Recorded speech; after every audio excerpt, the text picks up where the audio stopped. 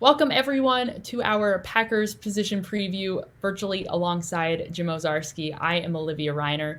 Today we're going to be talking about the Packers defensive backs and discussing some of the big trends to keep an eye on heading into this upcoming season.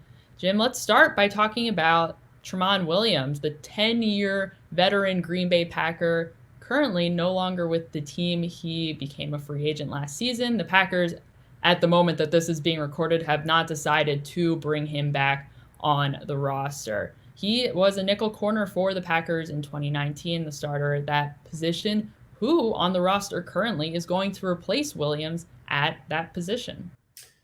Yeah, right now you would think it's Josh Jackson, the third-year corner out of Iowa. Obviously, you've got Kevin King and Jair Alexander on the outside.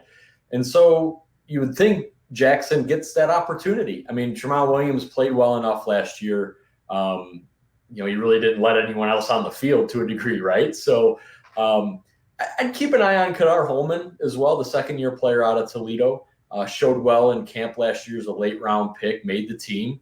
So I think Holman is going to be given an opportunity. But I think if I was the Packers, you want Josh Jackson to kind of step in and fill that role because he was a highest draft pick. He hasn't really played a whole lot. So I think when you're an organization, you kind of want those guys to ascend at this point. And we'll see. We haven't seen it yet, but I think that's I think if they hit camp on time, that's kind of what they'd like to have happen. Josh Jackson kind of take over that spot. If and when training camp rolls around, it'll be interesting to pay attention to who exactly is playing at that position going forward. So let's move on to talking about a big piece of this Packers defensive backfield, and that is Kevin King, who is slated to become a free agent in 2021. This past season for Kevin King was a really strong one for him. He played in 15 games, and compared to the past two seasons in total, he has only played in 30 games. Jim, how likely is it that Kevin King remains a Green Bay Packer in 2021? Yeah, this is wow. There are so many interesting contract decisions that Brian Gutekunst and Russ Ball are going to have to make. And usually if you're a good team, that means you have a lot of them. And Kevin King, look, for as frustrating as he was for fans and maybe the team his first couple years, if he puts together another 15, 16 game season, another 4, 5, 6 interceptions, he's going to be in demand. I mean, 6'3", 200-pound cover corners, there's a reason he probably would have been a first-round pick if he wasn't hurt.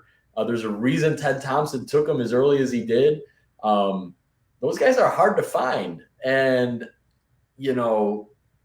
I know he, on social media, if people follow him, he likes to use the hashtag 100 million. I don't know about that, but I think it shows that, here's a guy who knows kind of, what the value is of the position he plays when he's healthy. So this isn't the ultimate wild card, Olivia. I think if he plays 5 games, there is a chance he's back because I think the market might crater a little bit and maybe the team, they can work something out, right? But if he plays well, there's only so many dollars to go around. We've talked in these position previews about a lot of good players who are sort of in need of or deserve extensions. So this one, I'm not sure. I think it wholly depends on how many games he plays and does he back up a strong 2019 with an even stronger 2020. A lot of good players looking for extensions. Aaron Jones, David Bakhtiari, Kenny Clark.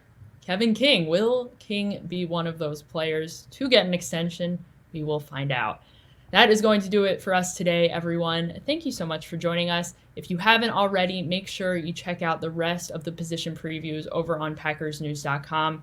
For Jim, I'm Olivia. We'll see you next time.